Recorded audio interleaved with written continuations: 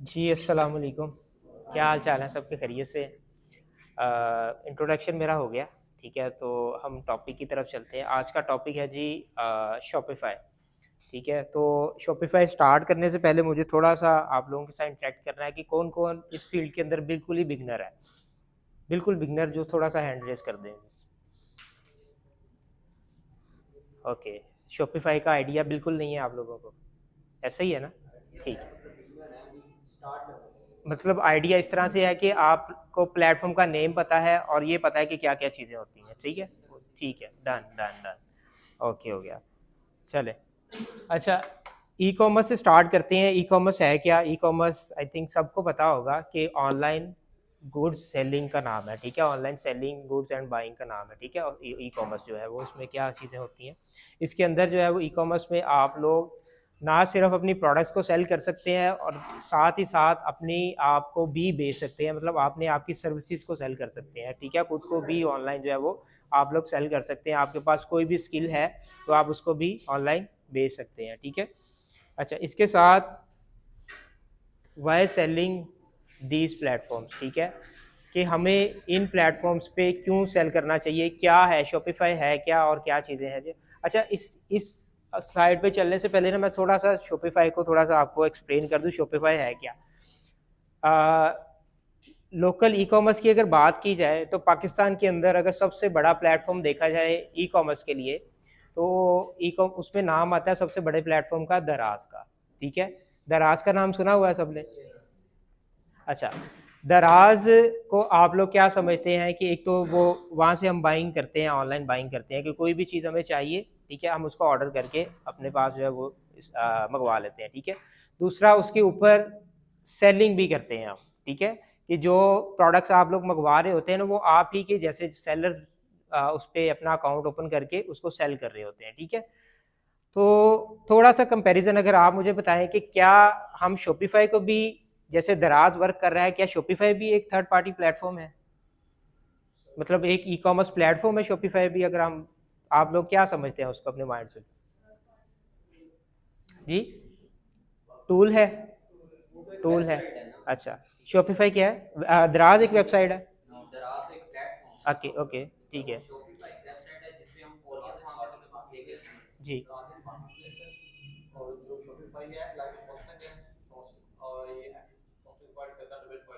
ठीक हो गया। और कोई बताना चाहे इसमें एडिशन थोड़ा बहुत? अच्छा, जितना ज़्यादा आप इस सेशन के अंदर मेरे साथ एंगेज करेंगे ना उतना ही मज़ा आएगा, ठीक है? आप लोगों के कॉन्सेप्ट्स भी क्लियर होंगे, ठीक है? क्वेश्चन आंसरिंग करने का मकसद यही है कि आप लोगों की मेरे साथ एंगेजिंग हो, ठीक है? तो दराज क्या है? दराज एक मार्केट प्लेस है, ठीक है? ई कॉमर्स मार्केट प्लेस है जहाँ पे आपको सिर्फ अपना स्टोर क्रिएट करना है। दराज की अपनी ऑडियंस होती है और आपने वहाँ पे स्टोर क्रिएट करके कुछ भी सेल करना है आपने, ठीक है? और ऑटोमेटिकली आपके स्टोर पे ट्रैफिक आना शुरू हो जाती है, ठीक है? दूसरी चीज़, शॉपिफाई अगर मैं देखता हूँ तो शॉपिफाई एक ई कॉमर्स प्लेटफॉर्म बिल्डर है, ये मार्केट प्लेस बिल्कुल नहीं है, ठीक है? इसको आप एज अ कह सकते हैं, मैडम ये स्लाइड ठीक कीजिएगा, ठीक है? ये एक ई कॉमर्स प्लेटफॉर्म बिल्डर है, सही है? ये क्या आपको सर्विसेज देता है? शॉपिफाई कहता है कि आप मेरी वेबसाइट पे आएँ और मेरी सब्सक्रिप्शन को बाय करें और सब्सक्रिप्शन बाय करने के बाद आप दराज जैसा ही एक मार्केट प्लेस मेरे स्टोर पे रेडी कर लें, ठीक है? आप दराज के जैसा ही एक मार्केट प्लेस मेरे स्टोर पे आके रेडी कर लें, अब उसके प्लेटफॉर्म पे आके रेडी कर ले आप। अब वो शॉपिफाई आपको क्या दे रहा है उसके अंदर? शॉपिफाई आपसे आपको दे रहा है एक बिल्ट इन डैशबोर्ड जिसके अंदर आपको एक स्मॉल स्टार्टअप स्टार्ट करने के लिए जो चीज़ें रिक्वायर्ड होती हैं वेबसाइट के अंदर, ऑर्डर मैनेजमेंट, आपका मार्केटिंग एनालिसिस, ठीक है? और sales analysis, theme optimisation, products add करना, ये सारा कुछ जो है वो शॉपिफाई आपको बिल्ट इन दे रहा होता है। आपको जिस तरह से एक नॉर्मल वेबसाइट होती है ना, जिसके लिए आपको होस्टिंग अलग से लेनी पड़ती है, डोमेन अलग से लेनी पड़ती है, देन जाके आप एक वहाँ पे या तो एक नॉर्मल वेबसाइट बना लें या एक स्टोर क्रिएट कर लें। लेकिन शॉपिफाई पे आपने सिर्फ सब्सक्रिप्शन बाय करनी है और ऑलरेडी आपको एक डैशबोर्ड बिल्ट इन दे दिया जाता है, उसके अंदर आप अपनी चीज़ों को मैनेज कर रहे होते हैं। और सबसे मज़े की बात ये कि इसके अंदर आप जो है ना अपने स्टोर मतलब मोबाइल के ऊपर इसको इजीली मैनेज कर सकते हैं।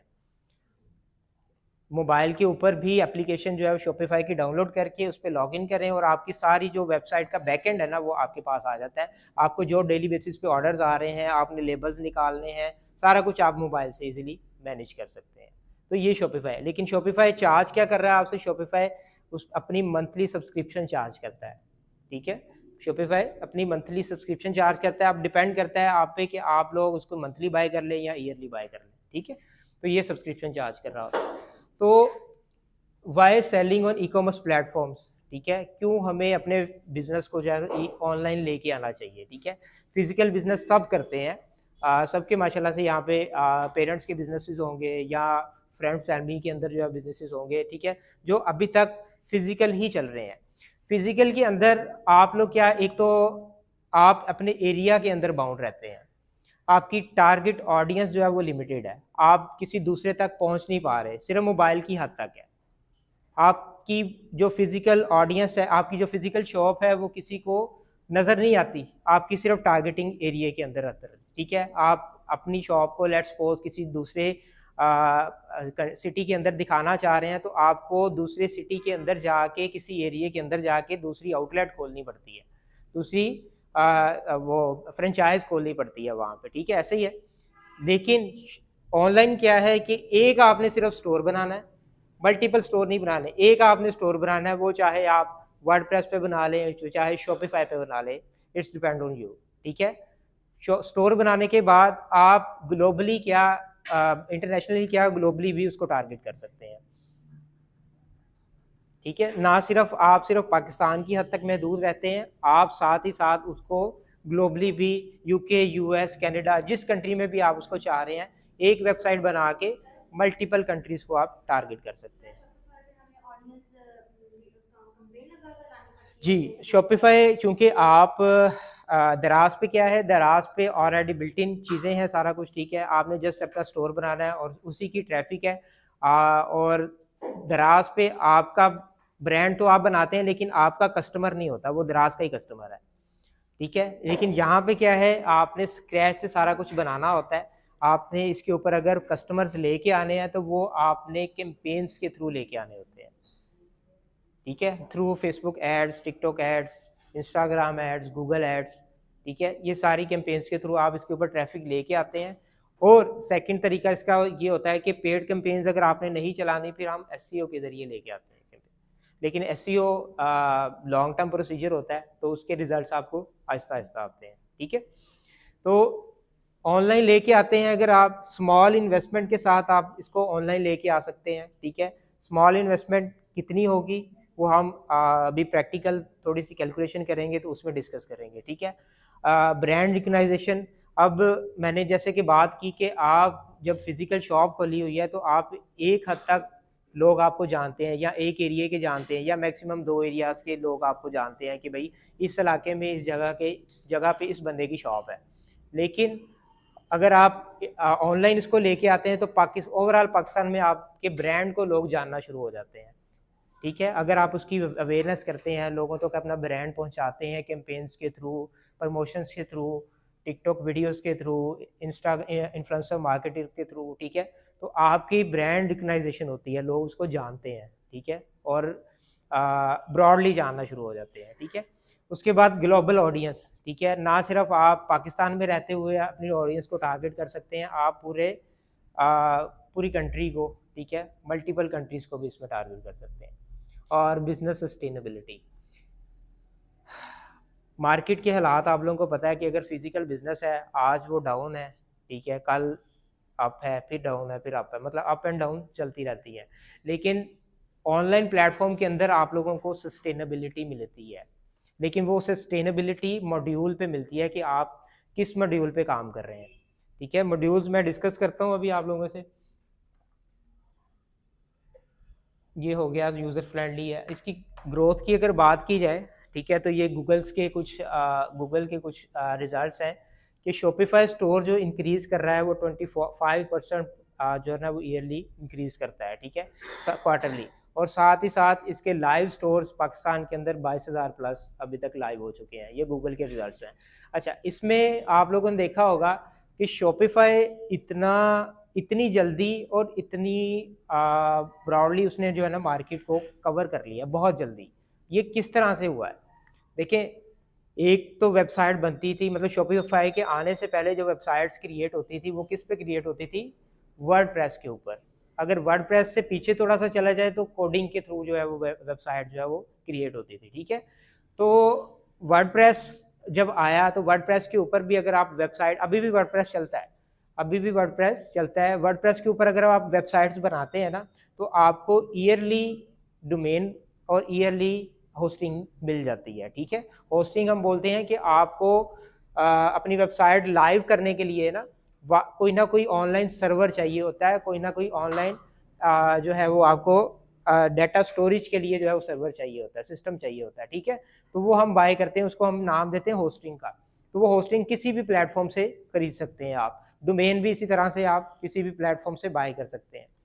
तो वर्डप्रेस पे ये चीज़ है, आपको मंथली जो है ना वो पे नहीं करना पड़ता। लेकिन उसका एक ड्रॉबैक है, वर्डप्रेस का ड्रॉबैक ये है कि आपको एक फिजिकल पर्सन वर्डप्रेस के लिए आपने सिटिंग करवानी है, उसकी हायर करना पड़ेगा। अब वो बंदा जो है ना वो डेली बेसिस पे आपकी वर्डप्रेस को अपडेट करेगा, उसके अंदर जो भी बग्स आते हैं, जो भी मसले मसाइल आ रहे हैं उसको वो ठीक करता है। चूँकि वर्डप्रेस एक कोडिंग की वेबसाइट है, ठीक है, कोडिंग्स उसमें आपको लाजमी आनी चाहिए, क्योंकि जैसे ही कोई अपडेट आती है ना वर्डप्रेस के ऊपर तो साथ ही जो है वो आपकी वेबसाइट पे भी इफ़ेक्ट करती है। अगर वो वेबसाइट आपकी उस अपडेट को एक्सेप्ट ना करे तो आपकी वेबसाइट की अलाइनमेंट जो है वो ख़राब हो जाती है। उसको अपडेट करने के लिए फिर आपको एक फिजिकल पर्सन हायर करना पड़ता है कि ये मेरी वेबसाइट है, उसको अपडेट करे और साथ साथ जो है उसको आपको सैलरी भी पे करनी पड़ती है। लेकिन शॉपिफाई क्या कहता है? शॉपिफाई कहता है आपने मेरी वेबसाइट पे सब्सक्राइब करना है जस्ट, और सब्सक्रिप्शन बाय करनी है और स्टोर को क्रिएट कर लेना है, ठीक है। मैंने सिर्फ आपसे मंथली चार्ज करने $25, लेकिन मैं आपको दे रहा हूँ कि आप इसके लिए आपको किसी फिजिकल पर्सन को बिठाने की ज़रूरत नहीं है, आप इजीली खुद मैनेज कर सकते हैं। वो जो आप पैसे जो है ना वो किसी बच्चे को दे रहे थे वही आपने सिर्फ शॉपिफाई को देने हैं और आपने कुछ चीज़ों को मैनेज करना है, जिसके अंदर ऑर्डर्स मैनेजमेंट, सेल्स की परफॉर्मेंस, ठीक है, जो भी ई कॉमर्स स्टोर को स्टार्ट करने के लिए हमें चाहिए होता है वो सारा कुछ इसमें बिल्ट इन आ जाती हैं चीज़ें, ठीक है। और डिज़ाइनिंग भी इसकी इतनी आसान है कि आप 1 घंटे कोई यूट्यूब से वीडियो निकाल के देखें कि हाउ टू डिज़ाइन शॉपिफाई, ठीक है, 1 घंटे के अंदर अंदर आपको डिज़ाइन करना आ जाएगा शॉपिफाई। मतलब इतना इजी है इसको ऑपरेट करना, ठीक है।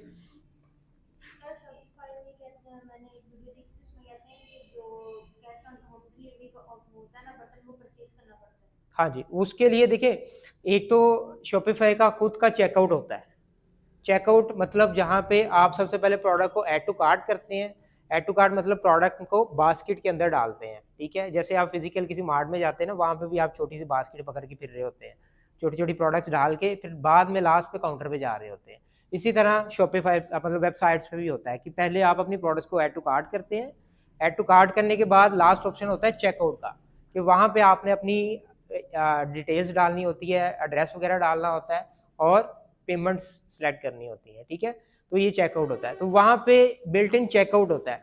अच्छा, चेकआउट जितना इजी होता है ना उतना हमारी कन्वर्जन के चांसेस ज़्यादा होते हैं, हमारी सेल के चांसेस ज़्यादा होते हैं, क्योंकि जब हम बाइंग कर रहे होते हैं ना, हम एज अ ह्यूमन कोई भी चीज़ बाय करना चाहते हैं तो हम चाहते हैं कि जल्दी जल्दी से बाय कर लें उस चीज़ को, कोई भी हमें मसला मसाइल ना आए, ठीक है। तो हमने अपने चेकआउट का ना बहुत ही आसान बनाना होता है। तो पहले तो चेकआउट होता है कि 2-3 स्टेप से ना शॉपिफाई आपको गुजारता है। पहले क्या होता है, ऐड टू कार्ट गुजार लिया आपने। सेकंड स्टेप होता है आपका कि वहाँ पे आप कस्टमर ने आके अपना ईमेल और एड्रेस वगैरह डालना है, ठीक है। थर्ड स्टेप पे जाके उसने जो है वो पेमेंट को सिलेक्ट करना है और फोर्थ स्टेप पे उसने डन कर देना है, ठीक है। ये तकरीबन 3 से 4 स्टेप हैं। जैसे अभी मैडम ने बोला कि आपको वो चेकआउट बाय करना पता है, लेकिन जब आप अपने चेकआउट को कस्टमाइज़ करना चाह रहे हैं ना, तो उसके लिए आपको फिर ऑब्वियसली कोई ना कोई प्रीमियम प्लगइन जो है वो बाय करना पड़ेगा, ठीक है। क्योंकि शॉपिफाई बेसिक प्लान के अंदर आपको थीम की कोडिंग जो एडिट करना है ना वो नहीं देता, मतलब इजाज़त नहीं देता उसमें, ठीक है, मतलब लिमिटेशन है। ये आपके सामने 3 प्लान्स आ रहे हैं, बेसिक, शॉपिफाई और एडवांस। इसके कुछ नीचे नीचे फीचर्स भी आ रहे हैं, ठीक है, इसके नीचे फीचर्स ये हैं, इसके नीचे फीचर ये है, ठीक है। तो स्मॉल बिजनेसेस के लिए जो है ना वो हमें स्टार्टअप के लिए हम मेजॉरिटी में ये वाला प्लान ले रहे होते हैं, ठीक है।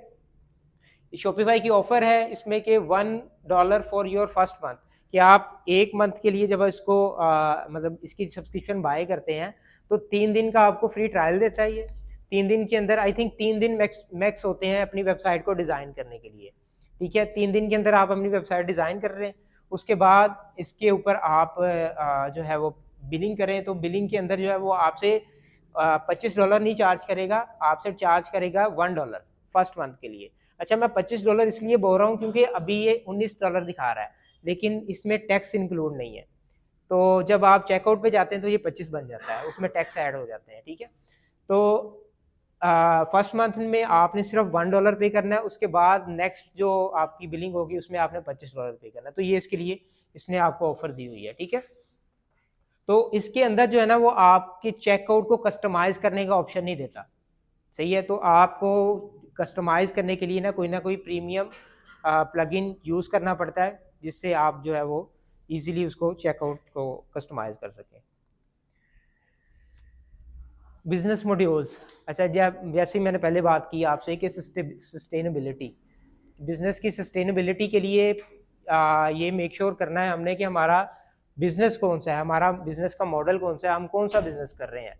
आपके सामने कुछ 3 बिजनेस मॉड्यूल्स मैंने डिफाइन किए हुए हैं, एक प्राइवेट लेबल है, एक वाइट लेबल है, और एक है जी ड्रॉप शिपिंग, ठीक है। प्राइवेट लेबल कोई बताना चाहे अपनी समझ से क्या होता है?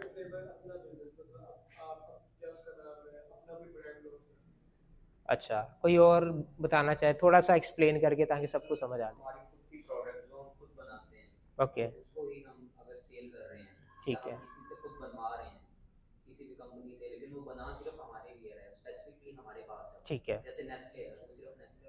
ठीक है, ठीक है। और कोई यहाँ से कोई बताना चाहे?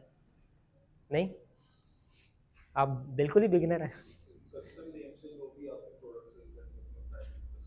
ठीक हो गया, बिल्कुल। प्राइवेट लेबल बेसिकली क्या है, इसके लिए बिल्कुल ज़रूरी नहीं है कि आपकी अपनी मैन्युफैक्चरिंग होनी चाहिए, पहली बात, ठीक है। इसके लिए बिल्कुल ज़रूरी नहीं है आपकी अपनी मैन्युफैक्चरिंग होनी चाहिए।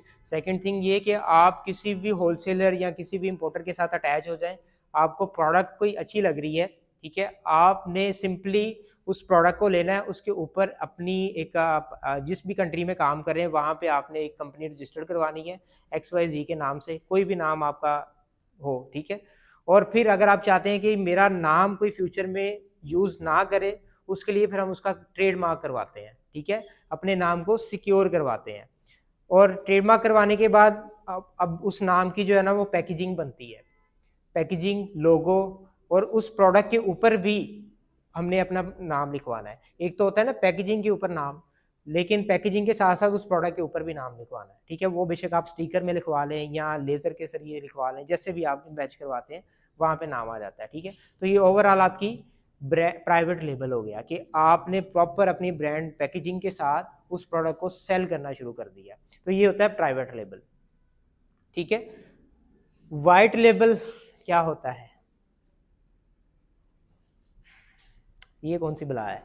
हाँ जी, आप बता दें जैक। वाइट लेबल कोई भी ट्रेंडिंग प्रोडक्ट है जो हर कोई सेल कर सकता है विदाउट ब्रांड। ओके, कोई स्पेसिफिक ब्रांड नहीं है, वो आम बंदा भी सेल कर सकता है। ठीक हो गया, कोई और बताना चाहे? इसको हम लोकल मार्केट टारगेट कर सकते हैं, ठीक है। और इसमें भी नहीं, लोकल ये कॉन्सेप्ट आपका गलत है। वाइट लेबल हर जगह टारगेट हो सकता है, हर मार्केट के अंदर, ठीक है। सिर्फ कॉन्सेप्ट समझें कि है क्या वाइट लेबल।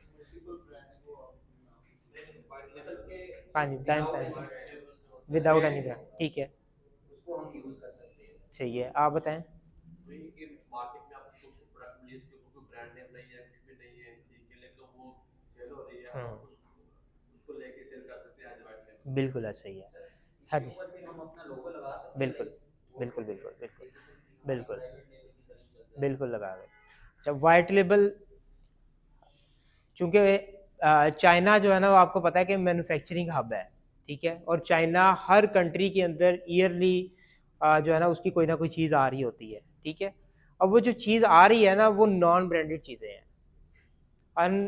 जिसका कोई वाली वारस नहीं है, ठीक है। कोई भी उसको क्लेम नहीं कर सकता कि ये मेरी चीज़ बेच रहा है, ठीक है। तो ये वो लावारिस चीज़ें होती हैं। उनमें से जब हम कोई ट्रेंडिंग प्रोडक्ट उठाते हैं, ट्रेंडिंग प्रोडक्ट लाइक मार्केट के अंदर बहुत ज़्यादा लोगों को पसंद आना शुरू हो गई है, ठीक है।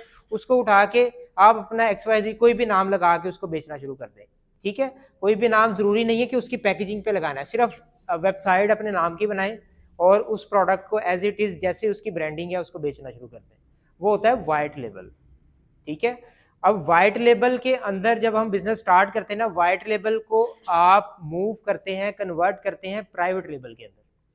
जब वाइट लेबल हमारा टेस्ट हो जाता है, वाइट लेबल के अंदर हम मल्टीपल प्रोडक्ट्स को टेस्ट करने के बाद कोई ना कोई एक प्रोडक्ट या एक नीश कैटेगरी सिलेक्ट करते हैं और उस कैटेगरी के अंदर हम इन डेप्थ में अब अपने बिजनेस को स्केल करना चाह रहे हैं, ठीक है। तो फिर हम जो है वो प्राइवेट लेबल की तरफ उसको कन्वर्ट कर देते हैं। हम स्टार्ट जो है वाइट लेबल से ही करते हैं, हर बिजनेस स्टार्ट वाइट लेबल से होता है। हाँ, वो बिजनेस जो आपका ऑब्वियसली फिजिकल आप चला रहे हैं उसको ऑनलाइन लेके आना चाह रहे हैं, उसकी ऑलरेडी आपकी पैकेजिंग भी बनी होती है सारा कुछ, तो वो स्टार्ट प्राइवेट लेवल से होता है। लेकिन जो जीरो से स्टार्ट करना चाह रहा है, प्राइवेट लेवल की तरफ मूव करना चाह रहा है, प्राइवेट लेवल बेसिकली एक लॉन्ग टर्म गोल है, ठीक है। इसको आप स्टार्ट लेते हैं वाइट लेवल से, ठीक है। वाइट लेवल को फिर हम नेक्स्ट मूव करते हैं प्राइवेट लेवल पे। ड्रॉप शिपिंग, ये तो सबको पता होना चाहिए। इतने इतने अकाउंट्स भी उड़े हैं लोगों के, इतने इतने पैसे भी ज़ाया हुए हैं, ऐसा ही है ना? पता है कि नहीं पता? कोई बताना चाहे ड्रॉप शिपिंग? आप ही बता दें। ड्रॉप शिपिंग है आइडिया? में यही है ना कि हम जीरो इन्वेस्टमेंट के साथ उठा के, यानी हमारे पास इन्वेस्टमेंट नहीं है, तो ये वाला बिजनेस हम कर सकते हैं। ठीक है, और कोई बताना चाहिए? हाँ हाँ, ये नहीं है कि हम प्रोडक्ट हमारे पास आएगी ना, तो हमें उसकी टेंशन होगी ना हमें इन्वेंट्री की टेंशन होगी, बस हमने हमारे पास ऑर्डर आया है जिससे हम ड्रॉप शिपिंग कर रहे हैं, उसको हमने ड्रेस देना है, उससे जाके यानी कि डिलीवर कर देना। ठीक हो गया। अमेज़न वाले ड्रॉप शिपिंग कोई बताना चाहे?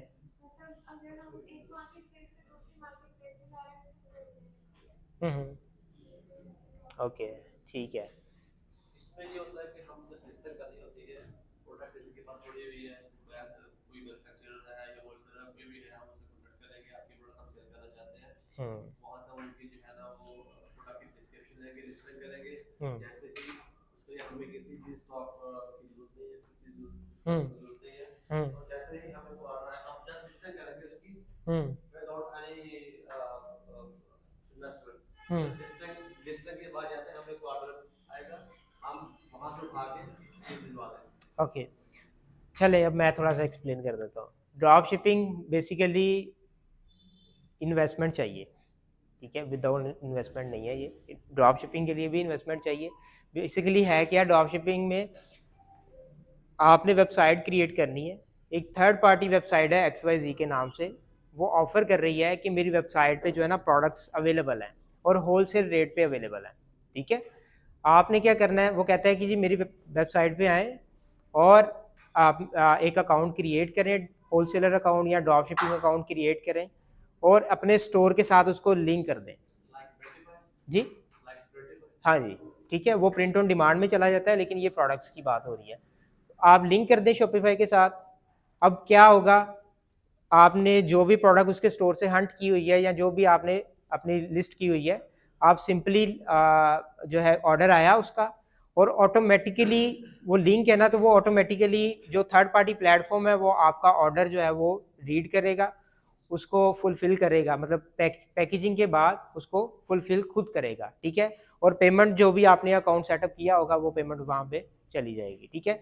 तो इसके अंदर पैसे आपके इन्वेंट्री कॉस्ट में नहीं लग रहे, आपकी प्रमोशन में लग रहे हैं, और साथ ही साथ जिस प्लेटफॉर्म से आप सर्विसेज ले रहे हैं उसकी कोई ना कोई सब्सक्रिप्शन होगी या वो पर ऑर्डर चार्ज कर रहा होगा। मार्केटिंग पे लग रहे हैं हमारे, किसी भी चीज पर बिल्कुल, हाँ जी बिल्कुल ऐसे, ठीक है। या इस तरह से होता है कि ड्रॉप शिपिंग के कुछ प्लेटफॉर्म्स होते हैं जो जिनकी सब्सक्रिप्शन आपको बाय करनी पड़ती है मंथली बेसिस पे या ईयरली बेसिस पे, ठीक है। वो ज़्यादातर इंटरनेशनली जो प्लेटफॉर्म्स होते हैं ना उनके लिए आपको ये बाय करनी पड़ती है। अदरवाइज जो पाकिस्तानी ड्रॉप शिपिंग प्लेटफॉर्म है वहाँ पे सिंपली उन्होंने अपनी प्रोडक्ट के अंदर ही जो है ना वो अपना कमीशन ऐड किया होता है, तो जो रेट उन्होंने दे दिया है उस रेट से आप बढ़ा के लगा सकते हैं, उससे कम नहीं लगा सकते आप, ठीक है। तो वो ड्रॉप शिपिंग हम यहाँ पे यूज़ करते हैं। तो इनिशियली ड्रॉप शिपिंग मैं उनको रिकमेंड करता हूँ जिनको बिजनेस के प्रोसेस की समझ नहीं है, ठीक है, जो फुलफिलमेंट नहीं जानते, जिनको जो है वो फुलफिलमेंट करनी नहीं आती, ठीक है, वो ड्रॉप शिपिंग के स्टार्ट ले सकते हैं कि उनकी प्रोडक्ट उठाएं, अपने स्टोर पे लगाएं और उसको प्रमोट कर दें। ऑर्डर आएगा वो खुद ही आपके लिए फुलफिलमेंट कर देंगे, लेकिन लॉन्ग टर्म सस्टेनेबिलिटी इसमें नहीं है, इसमें भी नहीं है, सिर्फ फ्यूचर आपका प्राइवेट लेबल है, ठीक है। सस्टेनेबिलिटी जो बिजनेस आप देखें किस में है, तो वो सिर्फ प्राइवेट लेबल के अंदर है। फ्यूचर में आप देखेंगे अभी तो पाकिस्तान के अंदर अवेयरनेस हो रही है लोगों को कि अपने पाकिस्तानी ब्रांड बनाना स्टार्ट कर रहे हैं वो, ठीक है, लेकिन फ्यूचर में देखेंगे कि इंशाल्लाह पाकिस्तानी ब्रांड आपको मार्केट के अंदर बहुत ज़्यादा मिलेंगे प्राइवेट लेवल के नाम, ठीक है। तो हमें भी यही इनिशिएटिव लेना पड़े। देखिए ऑब्वियसली प्राइवेट लेवल के अंदर रिस्क बहुत ज़्यादा हाई है, ठीक है, लेकिन अगर आप बहुत अच्छे से बिजनेस को समझ रहे हैं, ठीक है, इन स्टेप्स को समझ रहे हैं, तो ऑब्वियसली इन्हीं स्टेप्स के हम कन्वर्ट करते हैं प्राइवेट लेवल में। तो डायरेक्ट प्राइवेट लेवल में जाते हैं तो वो ऑब्वियसली ज़्यादा रिस्की है, लेकिन अगर आप इन मॉड्यूल से आप कन्वर्ट करते हैं प्राइवेट लेवल में तो आपका रिस्क जो लेवल है वो कम हो जाता है, ठीक है।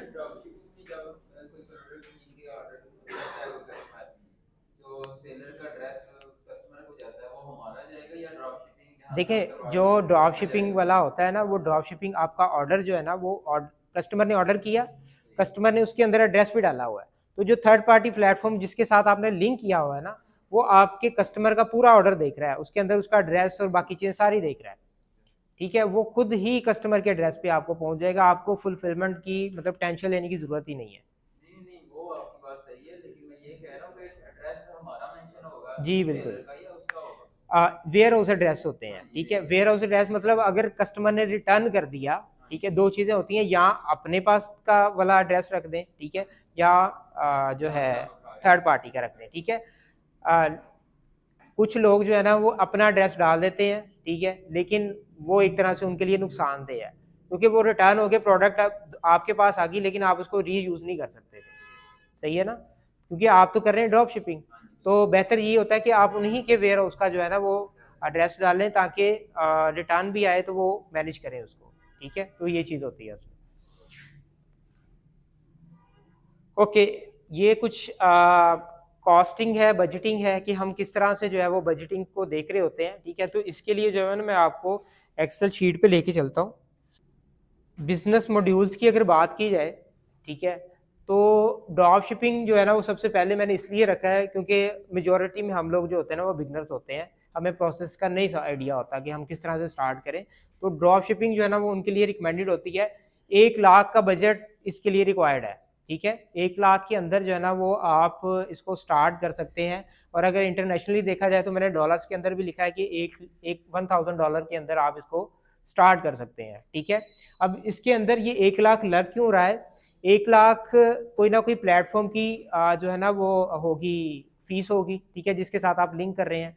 सेकेंडली आपको एक अदद वेबसाइट चाहिए वन टाइम, ठीक है, उसके वन टाइम चार्जेस होते हैं, और साथ ही साथ आपको कुछ अकाउंट सेटअप करने पड़ते हैं, और इसके लिए कोई ना कोई आपको कंटेंट चाहिए होता है, ठीक है, कंटेंट लाइक क्रिएटिव्स वगैरह। यहाँ पे मैंने लिखा हुआ है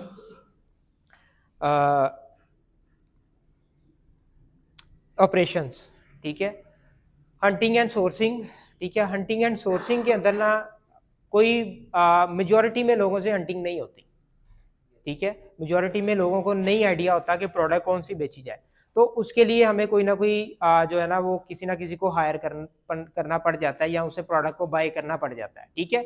सेकेंडली और ये चलता रहता है, ये वन टाइम नहीं है, ये चलती रहती है, क्योंकि प्रोडक्ट टेस्टिंग जो है वो एक टाइम तो होती नहीं है, आपको मल्टीपल प्रोडक्ट्स को टेस्ट करना पड़ता है। एक प्रोडक्ट बेची, उसमें देखा आपने है स्कोप है, प्रॉफिट आया नहीं आया, नहीं आया ड्रॉप कर दी, second product, third product, fourth product, fifth, ठीक है, इस तरह आप चलते जाते हैं। वेबसाइट का आपका वन टाइम है, ठीक है। वेबसाइट आपकी वन टाइम है, इसका आपकी वन टाइम कॉस्ट होती है, वो चाहे आप वर्डप्रेस पे बना लें, शॉपिफाई पे बना लें, जहाँ पे आप इजी हैं आप बना लें, ठीक है। उसके नीचे ऐड अकाउंट आते हैं, ऐड अकाउंट के अंदर बेसिकली आपकी कैंपेन्स चल रही होती हैं और वो भी free of cost add accounts हैं आपके, फेसबुक भी फ्री ऑफ कॉस्ट है, लाइक जिस सिर्फ आपने अपनी ऐड की पेमेंट करनी होती है, बाकी अकाउंट क्रिएट करने के लिए कोई चार्जेस नहीं होते उसके ऊपर, ठीक है। और टिकटॉक ऐड अकाउंट भी फ्री ऑफ कॉस्ट है, ठीक है, और इंस्टाग्राम ऐड अकाउंट भी फ्री ऑफ कॉस्ट है, मतलब उसकी भी कैंपेन्स फ्री ऑफ कॉस्ट है, और ये सिर्फ आपने वन टाइम सेटअप करने हैं और ये आप खुद अगर मैनेज करना चाहें तो ईजिली कर सकते हैं, ठीक है, कोई इतनी इसमें रॉकेट साइंस नहीं है।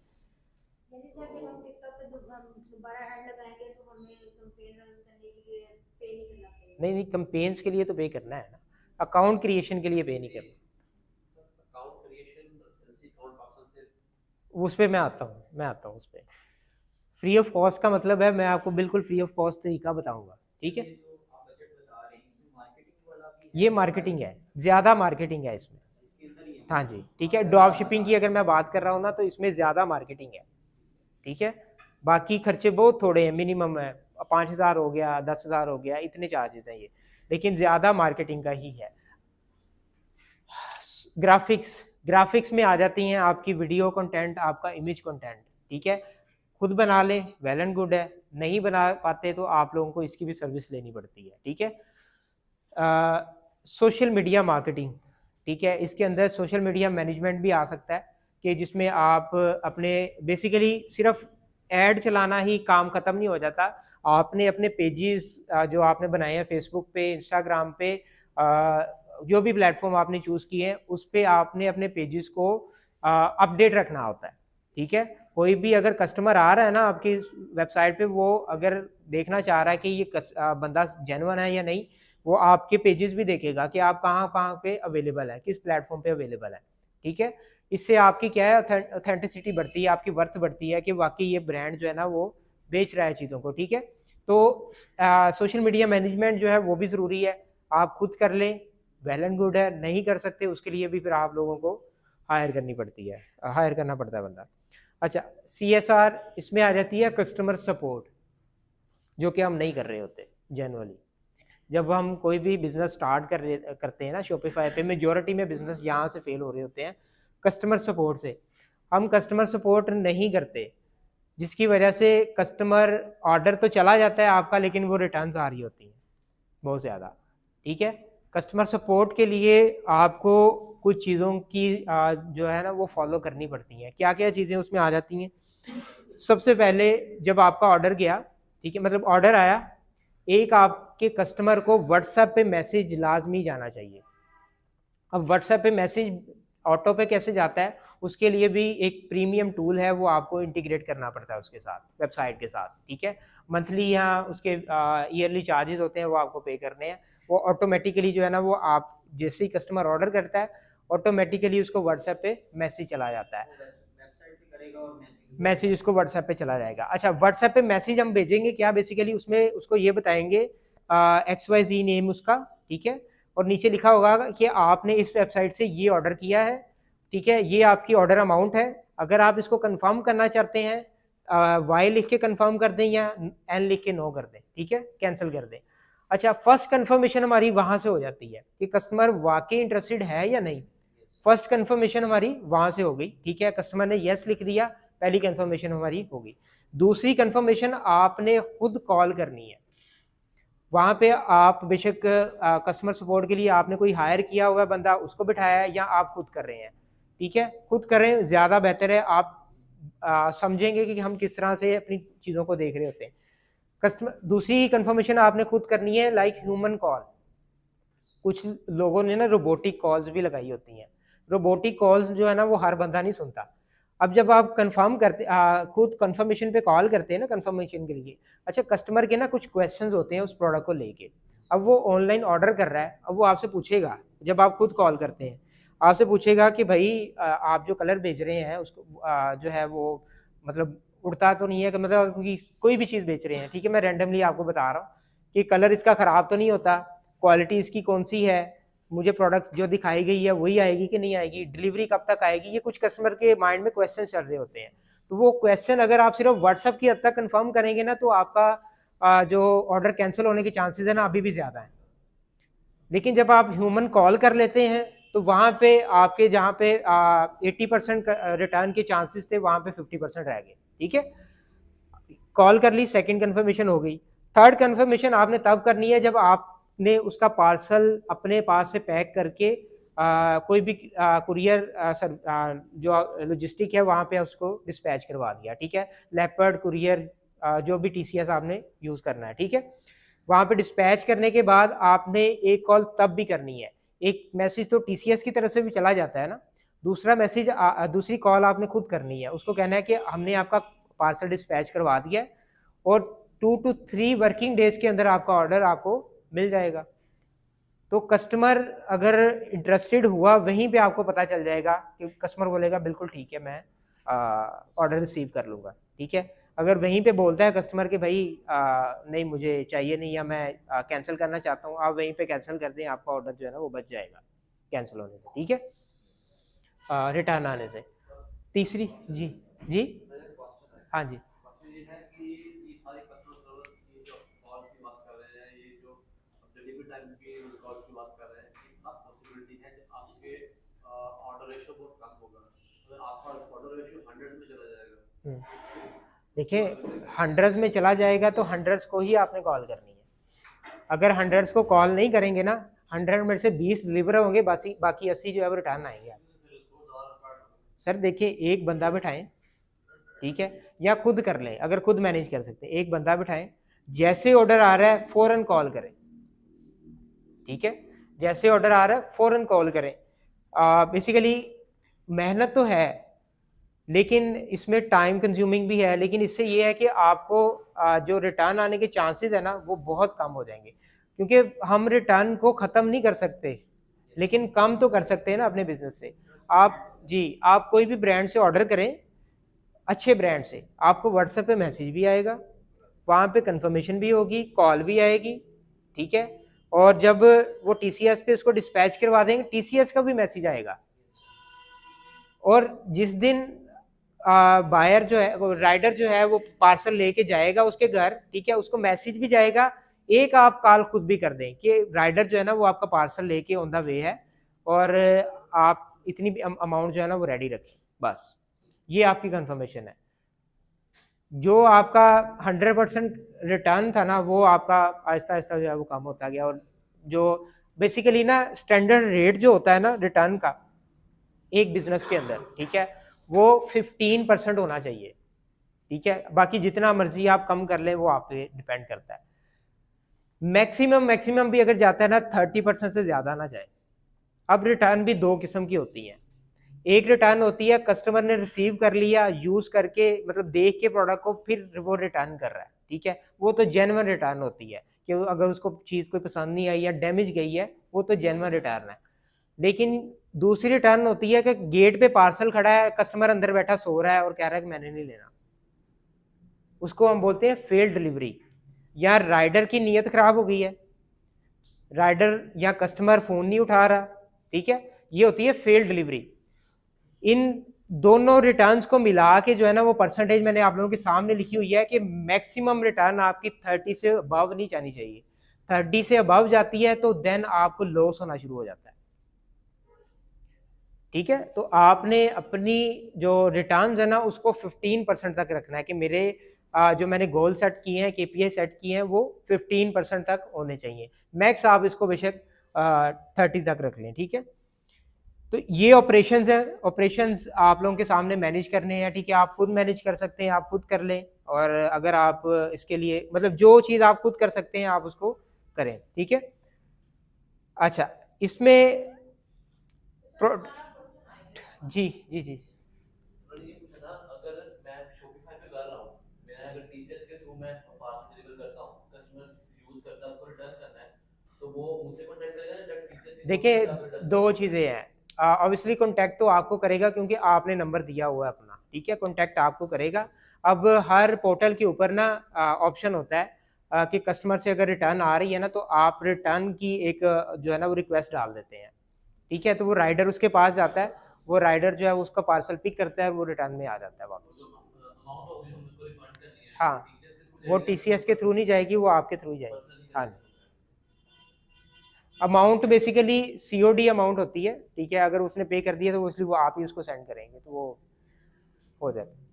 अच्छा, प्रोडक्ट क्राइटेरिया थोड़ा सा समझ लेते हैं, कुछ ज़्यादा डीपली नहीं है, बस एक सिंपल सा मैंने लिखा हुआ है आपके सामने, जिसमें हम मेजरली गलती कर रहे होते हैं कि हमेशा आपने जो प्रोडक्ट बेचनी है ना, वो उसकी अमाउंट जो है ना वो 2500 से ज़्यादा हो। ओके,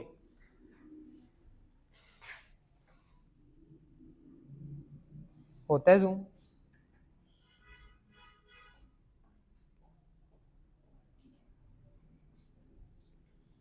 ठीक है, जो आपने प्रोडक्ट लगानी है ना उसका सेलिंग प्राइस 2500 से ज़्यादा होनी चाहिए फॉर शॉपिफाई, अगर आपने प्रॉफिट गेन करना है इसमें से, ठीक है। अगर आपने प्रॉफिट नहीं लेना तो वो बेशक आप उससे नीचे चाहते जाएं। जब आपको शुरू में लगेगा कि मुझे प्रॉफिट होना शुरू हो गया क्योंकि ऑर्डर्स आ रहे हैं, लेकिन जब आपकी रिटर्न्स आना शुरू होगी ना, आपको पता ही नहीं चलेगा मेरा प्रॉफिट जो मुझे नज़र आ रहा था वो गया कहाँ पे, ठीक है। तो हमेशा प्रोडक्ट आपने सेलेक्ट करनी है अपनी 2500 से ज़्यादा सेलिंग प्राइस की, ठीक है। 2500 हो जाए, 3000 हो जाए, इससे ऊपर ही रहना है आपने। नॉन फ्रेजाइल, ये तो एक कॉमन सा क्राइटेरिया है कि टूटने वाली चीज़ आप ना ही बेचें तो ज़्यादा बेहतर है। अगर आपके अंदर गुर्दा है कि मतलब आप उसको मैनेज कर सकते हैं, उस चीज़ को बर्दाश्त कर सकते हैं, तो फिर आप बेचें, कोई मसला नहीं है। ग्रॉस मार्जिन शुड बी 60%, ठीक है। ग्रॉस मार्जिन क्या होता है कि लेट्स सपोज मैंने 3000 की प्रोडक्ट सेलेक्ट की है कि मैंने 3000 वाली प्रोडक्ट बेचनी है, ठीक है। अब उसमें जो है ना वो मेरी प्रोडक्ट कॉस्ट होती है होलसेलर से जो मैं ले रहा हूँ, ठीक है। होलसेलर से जो मैं प्राइस ले रहा हूँ, जिस प्राइस पे वो प्रोडक्ट ले रहा हूँ वो प्रोडक्ट कॉस्ट होती है। तो प्रोडक्ट कॉस्ट लाइक मेरी होगी 1300। अब मैंने 3000 में से अगर 1300 माइनस किया तो पीछे मेरे पास तकरीबन 1700 बच गए। अब वो 1700 जो है ना वो मेरा इसकी परसेंटेज है ग्रॉस मार्जिन की, वो 1700 मेरा ग्रॉस मार्जिन है, ठीक है। वो 1700 जो है ना, मतलब जो पीछे बचता है ग्रॉस मार्जिन, वो 60% या 60% से अबव होना चाहिए, ठीक है। ये एक छोटा सा क्राइटेरिया है अगर आपने सक्सेसफुल होना है, इसके ऊपर सक्सेसफुली प्रॉफिट गेन करना है, ठीक है। मैं कोई लंबे चौड़े क्राइटेरिया पे नहीं जा रहा, सिर्फ ये 2 स्टेप्स जो मेजर, ये इसको फॉलो कर लें आप लोग, ठीक है। आपको प्रॉफिट भी आएगा और आपको जो है ना वो प्रोडक्ट भी डिलीवर होंगे इसकी। अच्छा, इसके नीचे अगर मैं जाता हूँ KPIs पे, KPIs बेसिकली आपने अपने गोल सेट करने होते हैं। फर्स्ट गोल है हमारा 5+ ROS। ये क्या होता है, ROS क्या होता है बेसिकली, ये आपका रिटर्न ऑन एड स्पेंड होता है कि आपको एक परचेज जो है वो कितने में पड़ रही है। आपको ना कैंपेन चलाने से पहले, फेसबुक की कैंपेन चलाने से पहले आपको अपना ब्रेक इवन पॉइंट पता होना चाहिए, आपको अपना ब्रेक इवन मार्जिन पता होना चाहिए उस प्रोडक्ट का, कि अगर मेरी प्रोडक्ट की परचेज, ठीक है, पर परचेज इस वैल्यू से ऊपर जाती है तो मुझे प्रॉफिट है, अगर इस वैल्यू से मेरी परचेज जो है वो नीचे जाती है तो मुझे लॉस है। आपको अपनी कैंपेन एनालिसिस करना भी आसान हो जाएगा और आपको पता चल जाएगा कि कहाँ पे मैंने कैंपेन को बंद करना है। हमें हमारी प्रैक्टिस क्या होती है मेजॉरिटी में कि कैंपेन चल रही होती है, ऑर्डर्स आ रहे होते हैं, हमें पता ही नहीं होता लॉस हो रहा है या प्रॉफिट हो रहा है, ठीक है। तो आपने अपना जो 5+ ROS है ना वो मेंटेन करना होता है। जब आप कैंपेन चलाते हैं ना, उसमें एक मैट्रिक्स है ROAS का, ठीक है, वहाँ पे फेसबुक पे आप सेलेक्ट करेंगे तो आपको नज़र आ जाएगा, वो हमेशा 5+ होना चाहिए। स्टार्टिंग में वो इसलिए वो आपको 1.2 1.3, ठीक है, आहिस्ता आहिस्ता वो इंक्रीज होता है, डिपेंड करता है, उसमें बहुत ज़्यादा फैक्टर्स होते हैं कि आपकी कैंपेन्स कैसी बनाई हुई है, आप जो वीडियो प्रेजेंट कर रहे हैं, आपने कॉपी ऐड कैसी चलाई हुई है, ठीक है, आप इमेज अगर चला रहे हैं वो किस तरह की है, आपने ऑडियंस क्या टारगेट की है, आपने एरिया, मतलब ये सारी चीज़ें जो इसमें मैटर कर रही होती हैं, तो आपकी कैंपेन जो है एक सक्सेसफुल कैंपेन चलती है, तो ये आपका ROS इंक्रीज होता जाता है। तो आपको बेसिकली ये एक तरह से आप कह लें कि आपका ब्रेक इवन मार्जिन होता है, ठीक है। अगर आप कह लें कि 1.2 से मेरा ब्रेक इवन पॉइंट है 1.2, मैं मिसाल ले लेता हूँ, जैसे ही मेरा ROS 1.2 से 0.9 0.8 पे गया मुझे कैंपेन फ़ौरन बंद करनी है, बेशक मुझे ऑर्डर्स आ रहे हैं नहीं आ रहे, ठीक है, कैंपेन मुझे फ़ौरन बंद कर देनी है। क्यों? क्योंकि मैं लॉस में जा रहा हूँ। तो ये आपको अपनी प्रोडक्ट का पता होना चाहिए। अच्छा, मेजर इश्यूज मतलब चैलेंजेस इसमें क्या है? विनिंग प्रोडक्ट, हम स्टार्टिंग में जब स्टार्ट करते हैं ना, हमारे पास एक प्रोडक्ट होती है और हम एक प्रोडक्ट को लेके खुश हो जाते हैं, मुझे विनिंग प्रोडक्ट मिल गई है, और हमारे अंदर इतनी जल्दी होती है ऐड चलाने की, एक प्रोडक्ट मिल गई है फ़ौरन ऐड चला दें उसके। ये सबसे बड़ी गलती होती है हमारी, ऐसा नहीं करना। एट लीस्ट 3 प्रोडक्ट्स अपने पास रखें और 3 प्रोडक्ट्स को एट द टाइम जो है वो टेस्टिंग में लगा दें। 3 प्रोडक्ट्स में से मतलब चल रही है, तीनों प्रोडक्ट अगर आपकी चल रही हैं, आपको ऑर्डर्स आना शुरू हो गए, एक टाइम आता है 1 महीना वो प्रोडक्ट चल गई, वो डेड होगी प्रोडक्ट, उसके बाद जो है वो उसके ऑर्डर्स आना बंद हो गया आपको, ठीक है। अगर आपने एक प्रोडक्ट ऐसी सिलेक्ट की हुई है जिसके ऑर्डर आना बंद हो गए, आप तो फिर जीरो पे बैठे हुए हैं, ठीक है। तो जीरो से उठना थोड़ा सा मुश्किल होता है, लेकिन अगर आप पहले प्लानिंग करके बैठे हैं कि मैंने 3 प्रोडक्ट से स्टार्ट लेना है, 2 बंद भी होती हैं, एक तो चल रही है ना, ठीक है, तो 3 प्रोडक्ट एटलीस्ट या 3 से ज़्यादा, ठीक है, 3 से ज़्यादा हो तो वो तो बहुत ज़्यादा अच्छी बात है। कुरियर कंपनीज जो है ना बहुत इश्यूज करती हैं आपको। आप अपनी कैंपेन बेशक सेटअप कर लें, बहुत अच्छी सेटअप करनी आ गई आपको, आपकी प्रोडक्ट बहुत अच्छी है, अगर आपकी कुरियर कंपनीज के साथ रिलेशन अच्छा नहीं है ना, तो फिर भी आप लॉस में हैं, क्योंकि ऑर्डर तो इसने डिलीवर करने हैं ना, तो ये ऑर्डर नहीं डिलीवर कर रही तो आपको प्रॉफिट किस तरह से आएगा।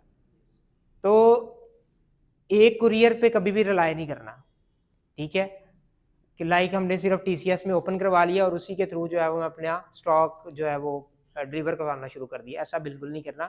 3 कुरियर सर्विस या 3 से ज़्यादा आप अकाउंट्स ओपन करें, फ्री ऑफ कॉस्ट ओपन होते हैं, कोई पैसे नहीं लेते वो आपसे, ठीक है। ओपन करने के बाद अब इसको टेस्ट करें, तीनों को टेस्ट करें कि किस एरिया के अंदर कौन सी कुरियर सर्विस ज़्यादा अच्छी अपनी सर्विसेज दे रही है। लाइक लाहौर के अंदर अगर मैं देखूं तो पोस्टैक्स अगर वहाँ पे ज़्यादा दे रही है अच्छी, ठीक है, मैं लाहौर के जो भी ऑर्डर्स हैं मैं पोस्टैक्स पे डालूंगा, ठीक है। फैसलाबाद में अगर ट्रैक्स अच्छी दे रही है तो ट्रैक्स के सारे ऑर्डर जो है मैं फैसलाबाद के अंदर डाल दूंगा, ठीक है। इस तरह से ये बेसिकली आपने टेस्ट खुद करना है, 1 महीना बेशक आप लगा लें, 2 महीना लगा लें, जब एक दफ़ा टेस्टिंग हो जाएगी ना, फिर आप के ऑर्डर जो है ना वो सक्सेसफुल डिलीवर होना शुरू हो जाएंगे कस्टमर्स तक, क्योंकि अब आपने एक ही कुरियर सर्विस के ऊपर जो है वो डिपेंडेंट नहीं है, 3 कुरियर सर्विस आपने चूज़ की हैं और तीनों के साथ आप वर्किंग कर रहे हैं, और आपका जो बिजनेस है ना वो मज़ीद आसान हो जाएगा। रिकमेंडेड अभी पोस्टैक्स अच्छी जा रही है, ट्रैक्स अच्छी जा रही है, ठीक है, लेपर्ड जो है वो बहुत तंग करती है, ठीक है। ये 2 अभी जो है ना वो अच्छी जा रही हैं, लेकिन कब तक अच्छी जाएँ कोई पता नहीं है, ठीक है। लेकिन अगर आप 100% अच्छी की बात कर रहे हैं तो वो कोई भी नहीं है, ठीक है। तो इनके साथ आपने खुद जो है ना वो इनको डंडा देना होता है, फॉलोअप रखना होता है कि मेरा पार्सल पहुंचा नहीं है, क्योंकि कस्टमर जो रिटर्न्स देख रहा होता है ना, कि मतलब कस्टमर वेट कर रहा होता है पार्सल का। कई दफ़ा ऐसा होता है कि हमारी तरफ से पार्सल डिस्पैच हो गया है, वहाँ पे पहुँच गया है, लेकिन कस्टमर तक वो अभी तक नहीं पहुँचा, 10 दिन हो गए, 12 दिन हो गए हैं, और हमें पता ही नहीं होता कि कस्टमर तक पार्सल पहुँचा है कि नहीं पहुँचा।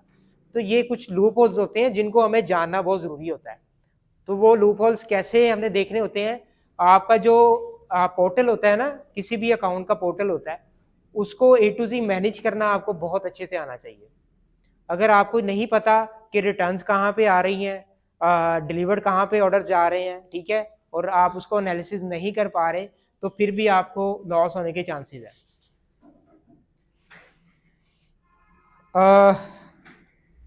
लास्ट है हमारे पास जी स्टेप्स क्या फॉलो करने हैं आपने, और उसके लिए क्या क्या स्किल्स रिक्वायर्ड है, ठीक है।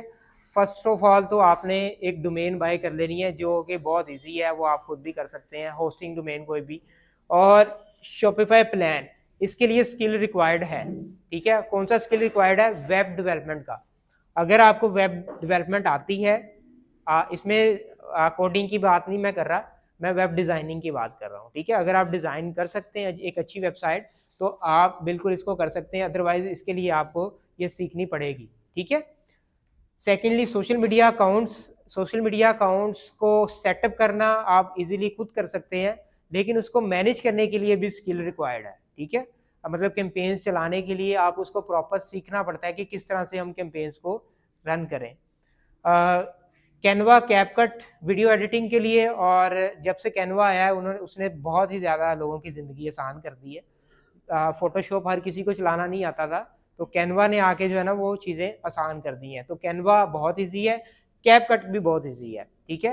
एडोब प्रीमियर बहुत ज़्यादा जो है ना वो एडवांस है, तो वो हर बंदा नहीं चलाता उसको, तो उसके लिए कैपकट ने बहुत ज़्यादा ईजी कर दिया हुआ है। तो यहाँ पे ग्राफिक डिज़ाइनिंग की स्किल आ जाती है, वीडियो एडिटिंग की स्किल आ जाती है।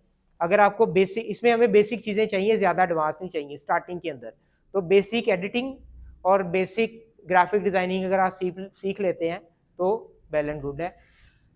FBA अकाउंट जैसे मैंने अभी बताया, और कस्टमर सपोर्ट लास्ट, ठीक है। कस्टमर सपोर्ट इस बिज़नेस के लिए बहुत ज़्यादा ज़रूरी है। हम सारी चीज़ें कर रहे होते हैं लेकिन कस्टमर सपोर्ट नहीं कर रहे होते, क्योंकि जैसे अभी आबिद भाई ने बात किया कि 100 ऑर्डर आ गए तो उसको मैनेज करना बड़ा मुश्किल है। भाई 100 के 100 अगर में से 20 अगर सक्सेसफुली डिलीवर हो जाते हैं तो 80 के 80 अगर आपको रिटर्न आ जाए, आप तो सर पकड़ के बैठ जाएंगे, क्योंकि आपकी एड स्पेंट लगी हुई है उसके ऊपर, और इन्वेंट्री भी आपने खरीदी हुई है, तो वो डिलीवर क्यों नहीं हो रहे। तो उनको डिलीवर करने के लिए हमें ये करना पड़ता है, क्योंकि मार्केट से हम ये फैक्टर कभी ख़त्म नहीं कर सकते कि हमारी रिटर्न्स ख़त्म हो जाए। वो आपको यहाँ भी फेस करनी पड़ेगी, इंटरनेशनली भी फेस करनी पड़ेगी, ठीक है। तो इन चीज़ों को देखते हुए जो है वो आप इजीली स्टार्ट कर सकते हैं चीज़ों को। यहाँ पे कोई क्वेश्चन है? हाँ जी। जैसे आपने ये तीन प्लेटफॉर्म यूज किए, जैसे मेटा है, हाँ जी। मेटा से अपनी दुनिया है, जी। टिकटॉक है, ठीक है। तो मेटा के ऊपर हम एड्स लाते हैं, ठीक है। तो वो तो एक टिकटॉक पे ऐलान होगी, एक एडवर्टाइजमेंट होगी। अगर उसकी मतलब आदत जैसे एमएस मार्केटिंग है या व्हाट्सएप मार्केटिंग है, व्हाट्सएप मार्केटिंग में ये होता है कुछ टूल्स हैं, आप उससे दो बिल्कुल। वो नंबर्स ग्रैब करते हैं, फिर उसको आप वन टू वन मैसेज करते हैं, ठीक है। तो ये भी मतलब मार्केटिंग स्ट्रेटजी से। अच्छा, इसमें ये है कि देखिए, ये जो आप बता रहे हैं ना, ये शॉर्ट टर्म बिजनेस है, ठीक है। एक हद तक इसको आप कर सकते हैं, लेकिन एक टाइम आएगा इसको आपके लिए मैनेज करना बहुत मुश्किल हो जाएगी चीज़ को, ठीक है। मैनेज हमेशा जो चीज़ होती है ना वो एक ऑटोमेशन से होती है। तो ऑटोमेशन आपको कहाँ से मिल रही है? एक वेबसाइट से मिल रही है, आपके सारे ऑर्डर वहाँ पे मैनेज हो रहे हैं, ठीक है। दूसरी चीज़ ये कि व्हाट्सएप मार्केटिंग आप सेकेंड प्रायोरिटी पे रख सकते हैं, ठीक है। बिल्कुल टूल आते हैं, बाकी चीज़ें आती हैं, लेकिन जो टूल मार्केट में आ रहे हैं ना, मार्केट में जो रीसेलर्स बेच रहे हैं, आप वो ऑफिशियली व्हाट्सएप के साथ इंटीग्रेट नहीं होते। और जैसे ही आप एक मैसेज सेंड करते हैं, ठीक है, एक क्लिक के अंदर कोई 500 लोगों को मैसेज सेंड कर दिया, उसने आपका व्हाट्सएप ब्लॉक कर देना, ठीक है। व्हाट्सएप के मेटा के साथ कुछ जो नहीं ऑफिशियल प्लेटफॉर्म्स हैं, ठीक है, उसमें से एक प्लेटफॉर्म है AI सेंसी के नाम से, ठीक है। आपने ब्रांड्स के देखे होंगे व्हाट्सएप, उनके साथ ना ब्रांड का नेम भी लिखा होता है और ग्रीन टिक भी लगा होता है, ठीक है। वो ऑफिशियली वेरीफाइड होते हैं किसी ना किसी थर्ड प्लेटफॉर्म के साथ, उन्होंने बनाया होता है, वो ऑफिशियल होता है, उसके ज़रिए वो मार्केटिंग कर रहे होते हैं। पाकिस्तान के अंदर तो नहीं, लेकिन फेसबुक ने, मेटा ने व्हाट्सएप के ऊपर भी सेलिंग जो है ना वो फीचर निकाल दिया हुआ है कि व्हाट्सएप के अंदर वो चेकआउट तक पेमेंट भी आप कर सकते हैं। पाकिस्तान के अंदर नहीं है अभी तक, ठीक है। तो फ्यूचर में शायद आ जाए, तो व्हाट्सएप के ऊपर भी सेलिंग हो रही है, इन फ्यूचर होना शुरू भी हो जाएगी पाकिस्तान के अंदर, ठीक है। तो ये आप कर सकते हैं, इसमें मार्केटिंग है, आप कहीं भी कर लें, लेकिन हमेशा अगर आप लॉन्ग टर्म की बात करें तो Facebook is the best platform जहाँ पे आप अपनी कैंपेन्स को स्केल कर सकते हैं। और इसके अलावा अभी तक मुझे ऐसा कोई प्लेटफॉर्म नहीं मिला जहाँ पे हम अपनी कैंपेन्स को स्केल कर सकें, क्योंकि इसके अंदर इतनी डेप्थ के अंदर जाके आप टारगेटिंग कर सकते हैं कि आपको आपके डिज़ायर रिजल्ट मिल सके, ठीक है।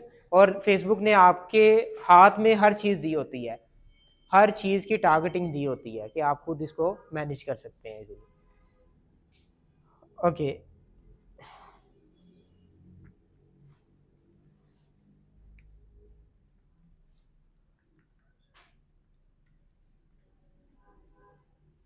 अच्छा, शॉपिफाई कुछ पेमेंट मेथड्स अगर मैं इसकी बात करूं तो इंटरनेशनली बैंकिंग ऑप्शंस में पेपाल आ जाता है, ठीक है। पेपाल का हम इंतज़ार करते रह गए और पेपाल नहीं आया पाकिस्तान में, ठीक है। तो पेपाल है,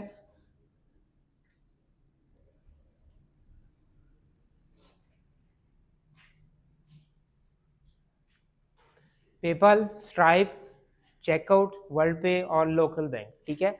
ये सारे प्लेटफॉर्म हैं जिनके थ्रू जो है ना वो आप अपनी इंटरनेशनल में ड्रॉप शिपिंग भी कर सकते हैं और साथ ही साथ अपनी वेबसाइट बनाते हुए वहाँ पे चेकआउट मेथड भी लगा सकते हैं। इसमें जो सबसे सिक्योर मेथड है ना वो है लोकल बैंक वहाँ का।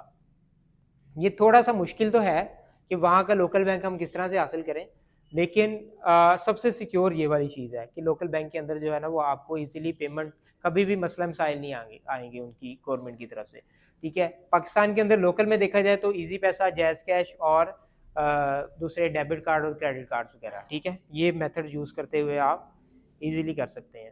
अच्छा, सेल्स चैनल्स की बात कर लें, फेसबुक की होगी बात, टिकटॉक की रह गई, ठीक है। टिकटॉक में बेसिकली पाकिस्तान के अंदर ऑफिशियली बैन है, ठीक है।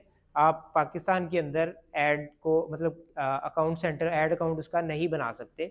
उसके लिए टिकटॉक ने एक ऑफिशियली वे बताया हुआ है कि आपको उसके लिए एक एजेंसी अकाउंट चाहिए। एजेंसी अकाउंट के अंदर जो है ना वो आप लोग ऐड अकाउंट बनाते हुए उसके अंदर पाकिस्तान की लोकेशन आ जाती है, ठीक है। अब वो एजेंसी अकाउंट जो ऑफिशियली एजेंसी अकाउंट है ना वो हर कोई टिकटॉक के साथ एफिलिएट नहीं हो सकता। टिकटॉक ने अपने जो है ना वो कुछ प्लेटफॉर्म्स को एफिलिएट किया हुआ है, जिसके अंदर एक सबसे पहला प्लेटफॉर्म प्रीमियम प्लेटफॉर्म है, वो है जी ई कॉमेडी मीडिया, ठीक है। ई कॉमेडी मीडिया के नाम से एक प्लेटफॉर्म है जिसके ऊपर जाके आप अपनी एक ऐड अकाउंट क्रिएट कर सकते हैं। एजेंसी अकाउंट की बात नहीं कर रहा, ऐड अकाउंट क्रिएट कर सकते हैं। ई कॉमेडी मीडिया एक खुद ही अपने अंदर जो है ना वो एक एजेंसी अकाउंट है, ठीक है। अब एजेंसी अकाउंट के अंदर वो आपको प्रोवाइड कर रहा है सर्विसेज कि आप मेरे प्लेटफॉर्म पे आएँ और अपने लिए एक ऐड अकाउंट क्रिएट करें, ठीक है, जो कि बिल्कुल फ्री ऑफ कॉस्ट है। और उसके अंदर जो है ना वो एक लिंक है, एफिलिएटेड लिंक, रेफरेंस लिंक जो है ना वो मेरा बना हुआ है, क्योंकि मैं उस कंपनी का जो है वो स्ट्रेटेजिक पार्टनर हूँ, ठीक है। और मेरे लिंक से अगर आप जाते हैं तो आपको free of cost add account मिलेगा, लेकिन अगर आप डायरेक्ट जाते हैं तो वो डायरेक्ट आपसे आपके ऐड अकाउंट की फ़ी चार्ज करेगा। मतलब ऐड अकाउंट बनाते हैं तो वो आपसे चार्ज करेगा, ठीक है। अच्छा, अब ई कॉमेडी मीडिया में और सॉरी ये वाले अकाउंट्स में और नॉर्मल जो सेल हो रहे हैं मार्केट के अंदर अकाउंट्स में क्या फ़र्क है? कोई फ़र्क नहीं है, टिकटॉक प्लेटफॉर्म एक ही है, ठीक है, लेकिन सस्पेंशन का फ़र्क है, ठीक है। मतलब अकाउंट सस्पेंड हो जाते हैं वो वाले बहुत जल्दी, ठीक है। क्यों? क्योंकि वो जो बनाए होते हैं ना लोगों ने वो जुगाड़ पे बनाए होते हैं, ठीक है। वो लोगों ने बनाए होते हैं जुगाड़ पे और कम डॉक्यूमेंटेशन के साथ जो है ना वो जिस तरह से भी हम पाकिस्तानी है माशाल्लाह से बना लेते हैं, तो वो बनाए होते हैं और बहुत जल्दी वो सस्पेंड हो जाते हैं, ठीक है।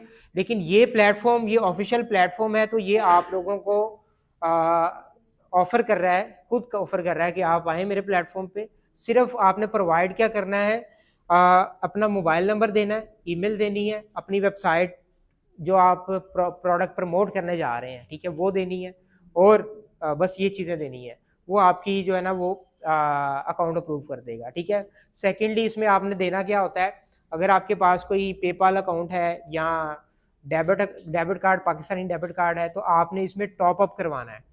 मतलब ये प्रीपेड है, ठीक है, कि आपने इसमें बैलेंस डलवाना है तो फिर आपकी ऐड चलेगी, अदरवाइज नहीं चलेगी, ठीक है। तो आप मिनिमम इसका टॉप अप क्राइटेरिया है $50 का, कि आपने $50 मिनिमम ऐड करवाने हैं तो आपकी कैंपेन चलेगी, अदरवाइज मतलब नहीं चलेगी, ठीक है। तो ये क्राइटेरिया होता है। तो मज़ीद इन्फॉर्मेशन के लिए मतलब टिकटॉक के लिए आप जो है वो कॉन्टैक्ट नंबर मेरा ले सकते हैं बाद में, ठीक है, अगर आपको टिकटॉक का अकाउंट चाहिए हो, ठीक है। और मुझे फॉलो भी कर सकते हैं फेसबुक पे, ठीक है, वहाँ भी मैंने टिकटॉक के रिलेटेड जो है ना वो वीडियोस लगाई हुई है। सही है, कोई क्वेश्चन है टिकटॉक का? हाँ जी, हाँ आप आप सर आपने बताया कि ये अकाउंट जो एजेंसी अकाउंट है ये पाकिस्तान में अवेलेबल नहीं है, यूके में या किसी भी और कंट्री में अवेलेबल है? देखें, इसमें जो है ना अगर आप पाकिस्तान में बैठे हुए अभी टिकटॉक खोलते हैं ऑफिशियल प्लेटफॉर्म और वहाँ से क्रिएट करते हैं बिजनेस अकाउंट, वैसे ही जैसे ऑप्शन आ रहा है, ठीक है, वो क्रिएट तो हो जाएगा लेकिन उसमें पाकिस्तान की लोकेशन नहीं आएगी, ठीक है। तो वो यूके, यूएस, स्पेन, मतलब जिसमें भी वो एलिजिबल है उनकी लोकेशंस आ रही हैं, पाकिस्तान की नहीं आ रही क्रिएशन के लिए।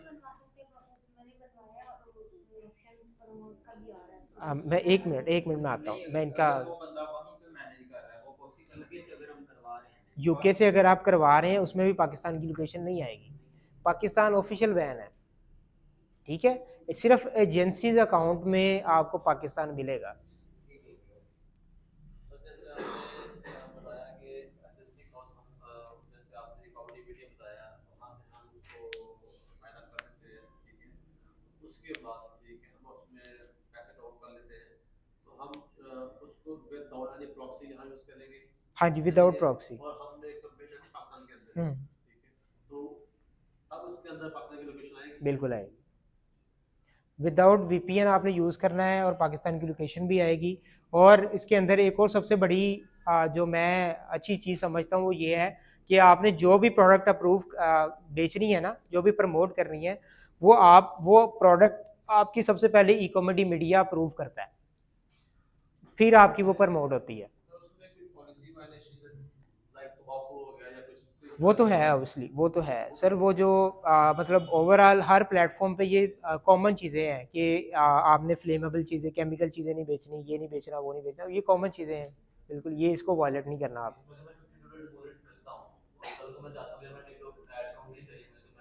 विड्रॉ विड्रॉ विड्रॉ ठीक है। लेकिन अगर आपका अकाउंट सस्पेंड हो गया है, ऐड अकाउंट सस्पेंड हो गया है, और उसके अंदर दो चीज़ें हैं, जब आप अकाउंट बनाते हैं ना, एक आपको डैशबोर्ड दिया जाता है और डैशबोर्ड के अंदर आप क्रिएट करते हैं ऐड अकाउंट, ठीक है, जिसके ऊपर कैंपेन चलती है, ठीक है। अब ऐड अकाउंट डैशबोर्ड के अंदर पैसे पड़े हैं और पैसे आपने आहिस्ता आहिस्ता जो है ना उसमें डालते जाना है। अगर आप 50 के 50 ऐड अकाउंट में डाल देंगे और किसी वजह से आपका ऐड अकाउंट सस्पेंड हो गया, आपके पैसे भी सस्पेंड हो गए, ठीक है। लेकिन अगर आपने $10 डाले हुए हैं, 5 की कैंपेन चल गई, 5 का जो है ना वो 5 पे आके वो सस्पेंड हो गया, ठीक है, लेकिन डैशबोर्ड के अंदर अभी भी 40 पड़े हैं, वो 40 आप विड्रॉ कर सकते हैं। लेकिन जो रीसेलर अकाउंट लेते हैं आप, वो सिर्फ आपको ऐड अकाउंट देते हैं और ऐड अकाउंट के अंदर आपको 50 या जितने भी आपने डलवाने, वो जैसे ही सस्पेंड हुआ आपके सारे पैसे सस्पेंड। अच्छा, उसमें फिर आपको कुछ प्रिकॉशंस देखनी पड़ती हैं, वो आईपी वाली, आईपी के मतलब सेम जिस लैपटॉप पे आपने पहले बना लिया है उस पर आपने दोबारा नहीं बनाना, ठीक है। अगर उसका आईपी चेंज करना है तो विंडो चेंज कर लें, वाईफाई उस पर बनाया हुआ तो वाईफाई चेंज कर लें, क्योंकि अब आके बहुत ज़्यादा जो है ना वो उसने देखना शुरू कर दिया जी आईपी वाली। हाँ, ये सिर्फ ये आपने उस टाइम देखना है कि आपने पहले कोई अकाउंट तो नहीं लिया हुआ, ठीक है, और आपका वो सस्पेंड हो गया हो, तो फिर आपने ये चीज़ देखनी है। अदरवाइज अगर आप बिल्कुल ही न्यू है तो फिर आप इजीली बनाएं, कोई मसला नहीं आएगा।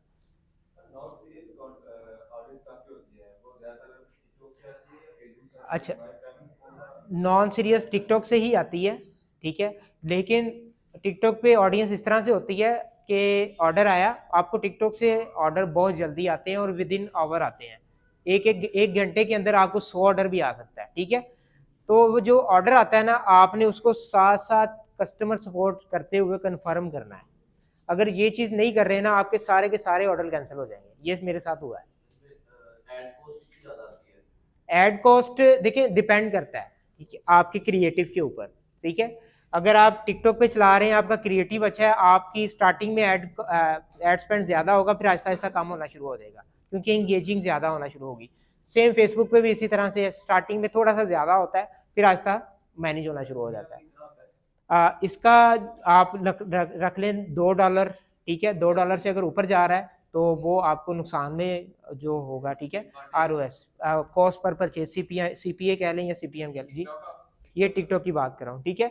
और इसका पाकिस्तानी रुपीज़ में होता है, तो पाकिस्तानी में आप इसको जो है वो 200-250, ये एक अच्छी पर परचेज है, लेकिन 400-500 तक जा रही है तो वो भी किसी हद तक हम उसको एक्सेप्ट करते हैं। क्यों? क्योंकि जो पर परचेज होती है ना, हम ऑलरेडी जो आपकी प्राइस होती है, सेलिंग प्राइस, उसमें ऐड कर रहे होते हैं, ठीक है। तो वो हम मैक्सिमम भी अगर देखें तो हम 500 पर परचेज ऐड करते हैं एवरेज। ये मैं पर परचेज की बात कर रहा हूँ, परचेज। तो वो डिफरेंट हो जाएगी। उसकी तो कॉस्ट कम हो जाएगी। मैं अभी कन्वर्जन की बात कर, ठीक है, मैं क्योंकि हमें कन्वर्जन, हमारा ऑब्जेक्टिव कन्वर्जन होता है, तो हमने कन्वर्जन की बात करनी है, तो कन्वर्जन एंगेजमेंट में भी कन्वर्जन निकल आती है। नहीं है, वो बहुत कम होती है। लेकिन देखिए ना, आपने प्रोडक्ट बेचनी है, ठीक है, प्रोडक्ट बेचनी है और आपने इंगेजमेंट की उसको ऑब्जेक्टिव दिया हुआ है, ठीक है। अब वो जो एल्गोरिथम है और जो आप जो फेसबुक एल्गोरिथम है वो वर्क कर रहा है इंगेजमेंट के ऊपर, वो आपको वही ऑडियंस ला के देगा जो सिर्फ इंगेज करते हैं आपके साथ। आपको परचेज आ जाएगी, लेकिन वो परचेज नहीं आएगी जो आप चाह रहे हैं। आपको हमेशा जो अपने कैंपेन को ऑब्जेक्टिव देंगे, जो मतलब देखिए ना, फेसबुक ने जो ऑब्जेक्टिव जिस चीज़ के लिए बनाया है वो इसलिए हमने वही यूज़ करना है ना। तो कन्वर्जन आपका ऑब्जेक्टिव है तो आपने कन्वर्जन ही यूज़ करना है। ये तो हमें उसकी ऑडियंस बिल्ड करनी पड़ेगी ना कन्वर्जन के लिए। देखिए, तो ये सेल्स के लिए मैं आपको बताता हूँ, इसमें ना दो चीज़ें होती हैं। मॉड्यूल्स की बात करते हैं, ठीक है। अगर आपका बिजनेस प्राइवेट लेवल है ना, तो फिर डायरेक्ट कभी भी आपने परचेज कैंपेन नहीं चलानी। और अगर आप वाइट लेबल कर रहे हैं या ड्रॉप शिपिंग कर रहे हैं, तो हमारा डायरेक्ट ऑब्जेक्टिव ही सेल्स है, तो हमने सेल्स कैंपेन चला देनी है। लेकिन ब्रांड अवेयरनेस जो प्राइवेट लेवल चला रहे हैं उसके लिए अभी लोगों को ब्रांड की अवेयरनेस देनी है। उसके लिए ब्रांड अवेयरनेस भी चलेगी, आपका पिक्सल भी वार्म अप होगा, ठीक है, फिर कन्वर्जन टेस्टिंग होगी, ये सारी चीज़ें होंगी। मतलब वो एक लॉन्ग प्रोसेस है। लेकिन वाइट लेवल के अंदर आप डायरेक्ट सेल्स कैंपेन चला दें, कोई इशू नहीं है। कोई और रहता हो परचेज कैंपेन और सेल कैंपेन जी, एक ये एक ही है, एक ही है, एक ही चीज़ है। सर ये जो प्राइस बताई है ये पर डे की है? जी बिल्कुल, पर ऑर्डर की, पर ऑर्डर। पर ऑर्डर, ये मैं पर ऑर्डर की बात कर रहा था। सर अ, किस वजह से, तो क्या रीजन होती है? क्या चीज़? टिकटॉक का अकाउंट एजेंसी कह रही थी ना बैन हो जाता है, वो किस वजह से? देखिए, एक तो सबसे पहले बड़ी रीज़न ये है कि बहुत सारी प्रोडक्ट्स ना पाकिस्तान के अंदर टिकटॉक ने बैन की हुई हैं। वो बाकी कंट्रीज़ के अंदर चल जाती हैं लेकिन पाकिस्तान के अंदर नहीं चलती। एक कॉमन सी, अगर मैं प्रोडक्ट की बात करूं, जो आपके हुडीज़ है ना, ये टिकटॉक पे बैन है। अब रीज़न टिकटॉक बेहतर जान सकती है, लेकिन मैं आपको बता रहा हूँ कि ये बैन है टिकटॉक के ऊपर हुडीज़ जो है, ठीक है। इसके अलावा भी और बहुत सारी प्रोडक्ट्स हैं। अगर आप वो हुडीज़ को डायरेक्ट चला देते हैं, वो आपको फ़ौरन सस्पेंड करेगी, ठीक है। तो सबसे पहले मेक श्योर करना है कि जो प्रोडक्ट मैं प्रमोट करने जा रहा हूँ वो टिकटॉक पे चलती है या नहीं चलती। उसके लिए सबसे बेहतर प्लेटफॉर्म आपको ई कॉमेडी मीडिया है। उसकी रीज़न क्या है, वो पहले आपकी प्रोडक्ट अप्रूव करता है अपने एंड पे, फिर आपको प्रमोट करने देता है। अगर वो टिकटॉक पे चलने वाली है वो अप्रूव कर देगा, अगर नहीं चलने वाली वो कैंसिल कर देगा। वो आपको आइडिया हो जाता है उसी टाइम। जी, एनीथिंग एल्स?